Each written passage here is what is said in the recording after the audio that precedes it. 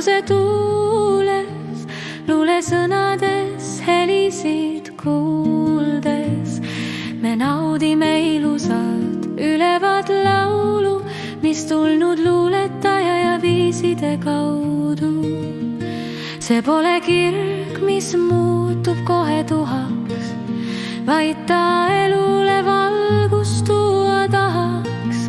Tuli vajab meie armastust praegu, ei ole põlemiseks paremaid aegu.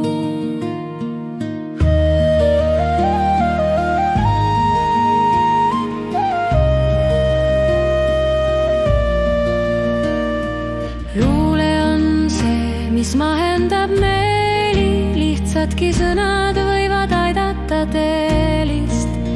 Nii kaua kui heliseb veel laulude kaja, nii kaua on luulet maailmas vaja. Las põlevad leegid tulises luules ja